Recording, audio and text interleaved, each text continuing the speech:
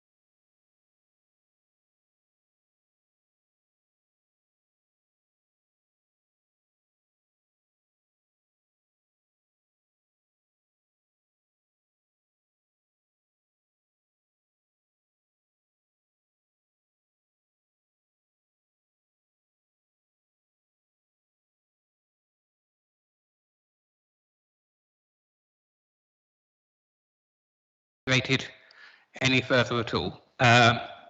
Officers, Mandy, any comments? No, nothing to add. Thank you. Right, then, member going to the recommendation at 1.1, but actually, I think more importantly, mindful of the contingency plan set out in section 4. Do any other members of the Cabinet have a comment? Or any other members of the Council? Councillor Wade, nice to see you. Thank you, Leader of the Council. I think it's very important we recognise all the hard work that our staff has done during this very challenging period, having looked into this and seen this, and indeed the officers that have had to arrange this issue. But is it also not a truism that during COVID, when we had similar staffing issues, we were able to call across the leisure centre staff to backfill very many of the non-driving roles that are causing us a problem now? And we should be cognizant of the fact that we have thrown a bit of the baby out with the bathwater in sending in not having that resource available. Also, Chairman, I would hope that should we need to facilitate some of these contingencies, that we will have appropriate glass disposal facilities available in our communities across the forest, so the people, our residents, are not left with piles of glass. They can go and take them to the old sites in the car parks, many of which we're not here. Thank you.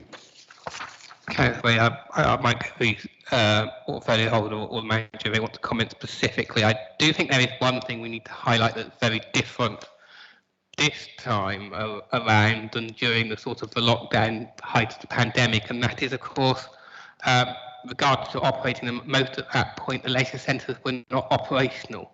And what we were doing was pulling people from those areas where they otherwise might be on furlough or the like, and then bringing them into doing other brilliant roles, whether it's from this or whether it was the care lines or whatever. They have always, all our staff have been exceptional.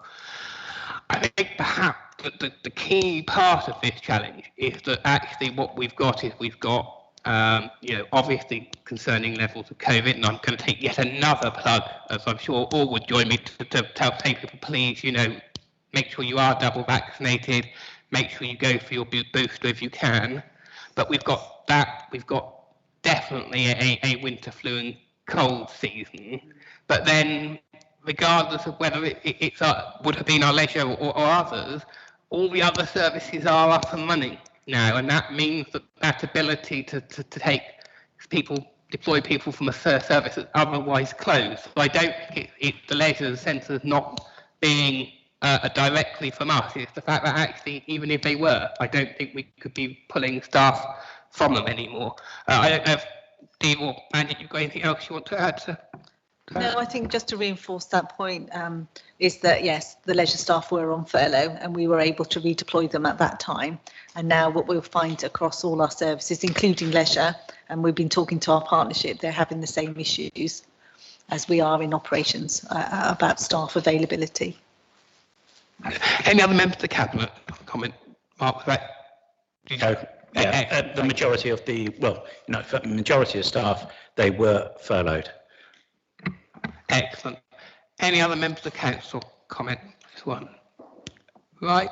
Then I will take members of the Cabinet back to an recommendation at 1.1. All agreed? Excellent. Thank you.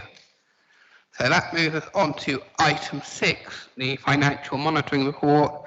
I'm afraid as Jeremy isn't here, I'm going to go to Alan to introduce the paper, please. Yep, thank you, Chairman. So yes, happy to present the financial monitoring report. It's the second financial monitoring report of the year. Essentially, this deals with budget variations as against the original budget. So as outlined in section 4, there are some movements in expenditure, but largely these have been offset by savings and incomes coming through. So that results actually in a fairly minor overall variation at this time. Just we're essentially within £50,000 of the original budget that was set at the start of the year. There are a few capital variations as well included within the report at section 5. Again, a new project has been completed, and there have been a couple of projects deferred and we're seeing basically some delays again in the supply of various vehicles and plant. I would just draw attention to section 7. There are a couple of reviews that have been undertaken this year, and they are directly represented in the recommendations that the Cabinet are being asked to make today. Chairman, happy to take any particular questions. Thank you very much, members. Trust all have looked at the paper. The recommendations are 1.1 to 1.1.3. Before I go to those, any comments on the paper from members of the Cabinet? Councillor Davis. Thank you, Leader. Yeah, 4.6. We mentioned that obviously we've taken a bit of a hit with the reduction and suspension of the garden waste service, but the next paragraph covers it particularly well, completely offset by the huge increase in recycling, which we managed to achieve largely through paper and cardboard, admittedly, but it just shows that things are balancing out as well as they can be at present. Thank you. Excellent, thank you. And any other members of the council? Councillor Wade. Thank you. Yeah, well, Chairman, we all know that the spending review has been very kind to a degree, not always in the detail, because the devil's always in the detail, but to be very kind, at least on the surface, to this council. Therefore, I look forward to further confirmation that the level of service we provide for the people of the New Forest, accepting you've got a few challenges with waste at the moment, which I'm sure you hope you will overcome, we will maintain the same level of services for the people and residents of New Forest that we have been doing so far, and there will be no more efficiencies or cuts that will degrade that point. Thank you. Councillor Wade, thank you. And I will just as you did, caveat that we need to wait till I think it's normally Christmas Eve they send it to our officers, the final settlements from government on the figures and how those are distributed and what it means actually for us and the service we deliver. On your second point, obviously we have always, and as a council, we have worked incredibly hard through difficult times to maintain our frontline services. The only point I'm just going to make is there are two. One is, yes, I hope we will manage to maintain them, and I'm sure we will, but maintain doesn't mean we always do it in the same way. It means we sustain the level of service, but, we have got our waste review. We are looking at how that might change. And the other one is, of course, you do have to constantly look for efficiencies, even if, it's not in those pressures, because there is always new stuff we want to do. And if always all you do is keep doing the stuff you always have in the way you always have, you miss those opportunities to do new things for our residents they need to do. So I take your points and listen, but, we will continue to do all we can to make sure this council delivers the services that our residents need and want now and in the future. Yeah, I will let you come back. Yeah, Chair, just one point. That's very good, but the key fundamental driver of this is the residents don't feel hard done by not having the same level of service. And it's very challenging post-COVID world, which is very different to what it was before COVID, that the residents feel they still have the same level of support and the security of the service level that this district council has provided over the years. Thank you. Thank you, and I think that is why, and I know this is a difficult one for everyone, 7.1 and the communications and the extra spend there, which is a difficult one at a difficult time. It is important that we keep all our residents, understanding what is happening, why it's happening, and giving the opportunity for them to feed back to us what they think of those things. So, thank you. Any other members of the council? Councillor Grass. Thank you, Mr. Chairman. Just to reply mainly to the points raised by Councillor Wade, I think the level of service that's been maintained down to our diligence and our very good operators is amazing. The recovery in service, again, is equally amazing. Therefore, I believe the future bodes very well for all of us. And so we should be looking on the bright side, to quote an old song, rather than doubting everything or looking for everything that could possibly go wrong. And I would like to thank the Cabinet for their efforts and our staff.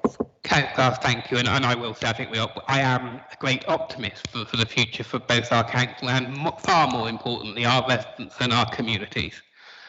Okay, if there's no other comments, I'll go to the recommendations at 1.1. Is that agreed by Cabinet? Agreed. Thank you. And then we move on to item 7, appointment to outside body.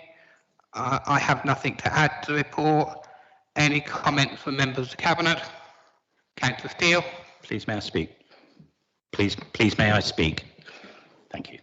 Okay. Yesterday I was presented 3 options from yourself, Leader. These options were to vote with you, not turn up with apologies, or vote against and then resign. Leader, I'm going for option 4. I will vote against item 7. I will not resign, as I believe it is morally wrong.